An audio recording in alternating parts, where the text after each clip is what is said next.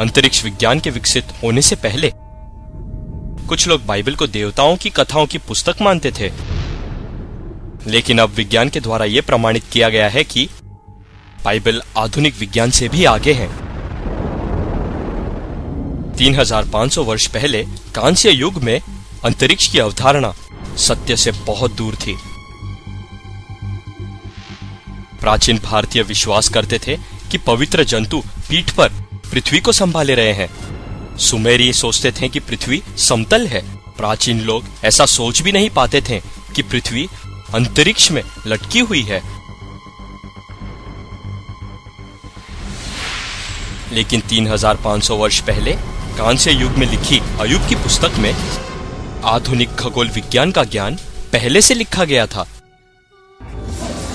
पृथ्वी को लटकाए रखता है।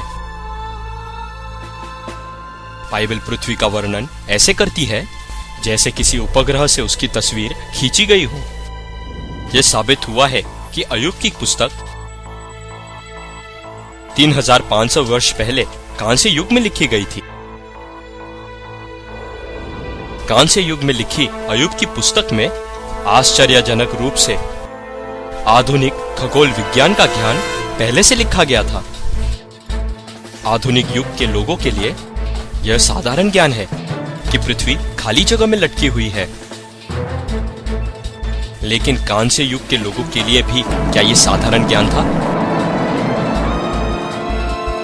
1687 ईस्वी तक जब आइजैक न्यूटन ने कुरव के नियम की खोज कर यह साबित किया कि पृथ्वी खाली जगह पर लटकी हुई है, लोग बाइबल के इस वचन पर कि पृथ्वी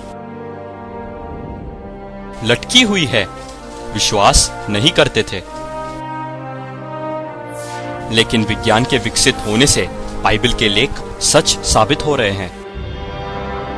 3000 वर्ष पहले बाइबल ने सूर्य के परिक्रमण का वर्णन भी किया था। जो दूल्हे के समान अपने महल से निकलता है वो अपनी दौड़ दौड़ने में हर्षित होता है। वो आकाश के एक सिरे से निकलता है और दूसरे सिरे तक चक्कर मारता है। जबकि मानव जाति ने 20वीं सदी में इसकी खोज की है कि सूर्य आकाश गंगा के केंद्र में रहकर चक्कर मारता है। लिंडब्लाड ने साबित किया कि सूर्य 250 किलोमीटर प्रति सेकंड से चक्कर मारता है। सूर्य के चक्कर मारने के बारे में बाइबल के लेख सच साबित हो गए हैं। 3500 वर्ष पहले बाइबल ने ठीक रूप से पृथ्वी की भीतरी संरचना का वर्णन किया। यह भूमि जो है उससे रोटी तो मिलती है, परंतु उसके नीचे के स्थान मानो आंख से उल्टा दिए जाते हो। यह पृथ्वी विज्ञान की एक आधारिक जानकारी है कि भूमि के नीचे जिस पर हम खड़े रहते हैं धधकती आग की झील है। लेकिन 19वीं सदी तक लोग मानते थे कि परमेश्वर का यह वचन कि भूमि के नीचे आग की झील है सिर्फ बेतुकी है। 20वीं सदी में पृथ्वी की भीतरी संरचना की खोज की गई।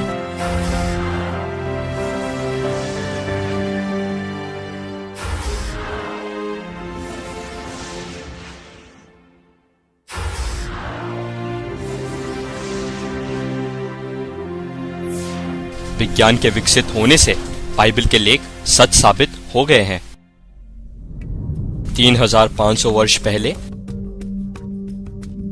किसी के पास जल चक्र के बारे में कोई जानकारी नहीं थी, लेकिन 3500 वर्ष पहले लिखी गई बाइबल में जल चक्र के बारे में वर्णन किया गया है।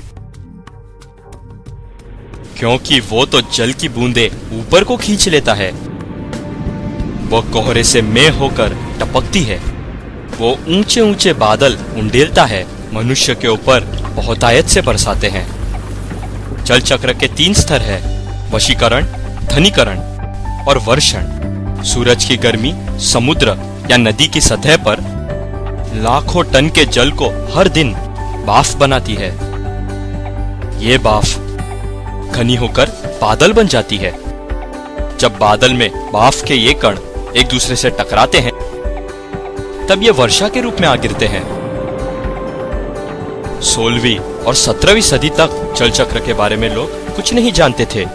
पियर पेराउट और एडमंड मैरियट ने परीक्षण करके इस तथ्य की खोज की। विज्ञान के द्वारा फिर से ये साबित हो गया कि बाइबल के लेख सत्य है।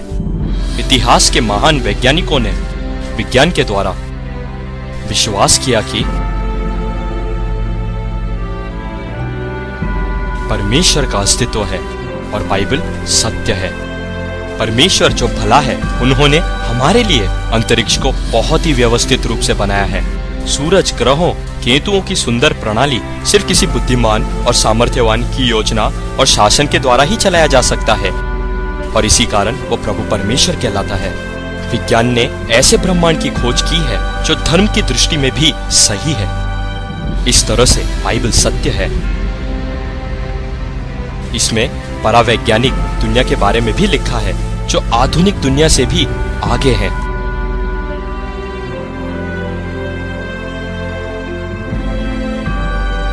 समस्या ये नहीं कि परमेश्वर के पास कुछ अभाव है, पर हमारी मूर्खता है जिसके कारण हम में समझने की कमी है। हमें बाइबल पर विश्वास करना चाहिए क्योंकि बाइबल ऐसा अनुपम पवित्र शास्त्र है जो हमें उद्धार की राह पर ले जाता है।